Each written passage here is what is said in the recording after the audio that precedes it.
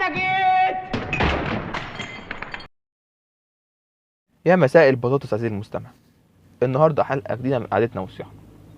طبعا الحلقه دي بعد غياب ده من اسبوعين، يعني قعدت اسبوعين ما نزلتش حلقات ولا اي حاجه.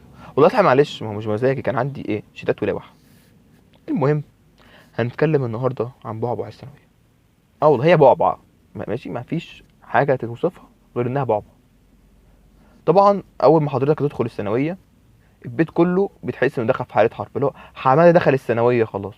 خلاص اسكت يا حاج، اسكتي انت يا حلوه، عشان حماده بيذاكر. فاهم؟ كله بيحاول يهيئ لك الجو النفسي عشان تذاكر. وطبعا حضرتك بتقعد تجيب قايمه وتشوف المهندس الفلاني كان بياخد مع مين، والمهندس البتنجاني كان بياخد عند مين، وتقعد تنقي الحاجات المتشابهه عشان حضرتك تبقى عايز تاخد عند المهندس او الدكتور اللي هم وصلوا للمرحله دي. حلو. على اساس يعني ان المدرسين كانوا السبب في كده. لا يا صاحبي، هو المدرس ما كانش السبب، هو قدرات الطالب هي اللي ممكن توصله. عشان عند نفس المدرس اللي عنده بتاع 200 طالب، اكيد ال 200 كلهم ما دخلوش طب.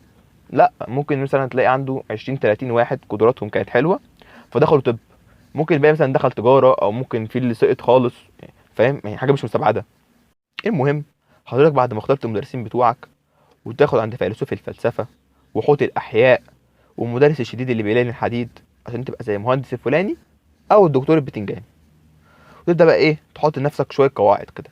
دي بتبقى في المرحله الاولى، اول 3 4 شهور كده، اللي هو مرحله الباور العالي. انا هبقى دكتور، هبقى مهندس، هبقى بتنجان. اول 4 شهور وتقول انا هبدا اجدد جد واجيب تليفون زراير. انا مش عارف ايه علاقه التليفون زراير بالثانويه، مش عارف والله، بس قشطه، فاهم؟ وهذاكر دروس اول باول والكلام ده كله. اول 4 شهور دول يعدوا ويبدا الكلاون الحقيقي يظهر.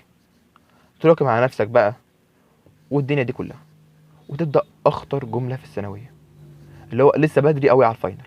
هو انا فين والفاينل فين؟ يعني انت دلوقتي النهارده كنت في شهر 7، عدى 4 شهور، يعني حضرتك دلوقتي بقيت في 11. فجاه تلاقي نفسك في شهر 3. فجاه يدخل شهر 4 وانت لسه مراكم عليك المنهج. ودارسين ايه بقى؟ مش رحمين. كله عمال يجري في المنهج ويديك في شوامل و200 صفحه واجب. وهتلاقي مثلا شامل مش كام صفحه عاديين، لا لا لا، هم 80 صفحه شامل عشان يبقى هو مدرس جامد جدا. وتقعد في الحصه 6 ساعات. 6 ساعات قاعد زيك زي البنج اللي قاعد عليه، وانت مزنوق زنقه الكلام، اللي هو محتاج كل دقيقه اصلا من ال6 ساعات دول. فجاه جدول ينزل، هوبا المنهج يخلص وانت مش فاهم اي حاجه، اصل المنهج لسه متراكم. هوبا الامتحان كمان اسبوعين. طبعا حضرتك قاعد تزنق نفسك تاني، وتقعد بقى تلم المنهج وتقضي فتره الامتحانات على خير.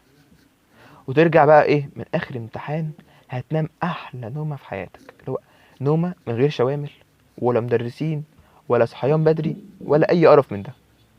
تمام. استنى استنى استنى يا صاحبي، انت سرحت في ايه؟ لسه في النتيجه يا حبيبي، اليوم المنتظر. انا كنت بسمع حوارات كتير قوي، اللي هو زي عماتك اللي ماتت بتسال عليك، وجوز خالتك اللي مكلمكش من 200 سنه. 200 سنه بيرن عليك. بس دي بقى كلها ما طلعتش حوارات يا عزيزي. انا حرفيا في ناس كلموني ما كلمونيش من ساعه ما اتولدت، اللي هو مساء الخير يا يوسف، عملت ايه في النتيجه؟ انت بتقول عامل الاول، عامل ايه الاول يا عمته او اي حاجه؟ لا مفيش، هو مساء الخير، عملت ايه في النتيجه؟ نجحت الحمد لله. ما انا عرفت انك نجحت يا حبيبي، جبت كام يعني؟ نجحت يا عمته الحمد لله. يعني جبت كام؟ جبت 70% يا عمته، 70%. ليه كده يا حبيبي؟ نصيبي بقى. لا لا لا، وحش قوي والله، انا كان نفسي ادخل هندسه يا حبيبي وتبقى مهندس قد الدنيا. هندسه ايه يا عمته؟ انا اصلا علم علوم، هدخل ابقى مهندس ازاي؟ ربنا يكرمك يا عمته، خلاص خلاص، شكرا يا عمته.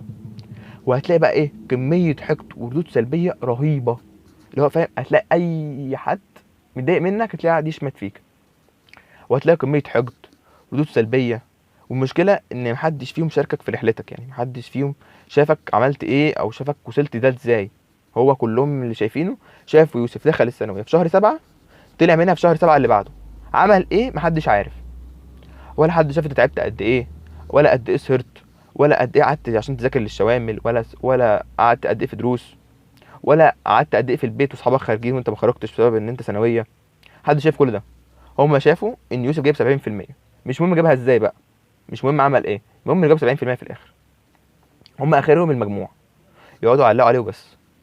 ولا حتى يقعدوا مثلا اللي هو يجبروا بخاطرك او خلاص يا حبيبي معلش حصل خير. مفيش. فانت طبعا نتيجه لكل اللي بيحصل ده هتيأس وتبقى محبط. لكن يا عزيزي فكر في حاجه كويس، ربنا ما بيجيبش حاجه وحشه. يعني عمر ما ربنا هيضرك او يحط لك حاجه وحشه. انت ممكن تكون جبت 90% وتبقى دكتور، بس دكتور فاشل، فاهم؟ فربنا شايفك تجيب 70% عشان تبقى مثلا تخش كليه تجاره، فتبقى محاسب شاطر، فتحقق اللي انت ما حققوش دكتور. انت فاهمني؟ يعني انت شايف وجهه نظرك انك لما تبقى دكتور هتبقى شاطر او هتبقى ناجح او تبقى الناس كلها بتحبك، لكن انت برضه ممكن لما تبقى مهندس او هتبقى محاسب الناس تحترمك اكتر وتبقى ناجح اكتر واكتر. يعني انت ليك وجهة نظر، بس ربنا شايفك في حتة تانية، او مش شايفك في الحتة دي، شايف انك تبقى انجح في دي.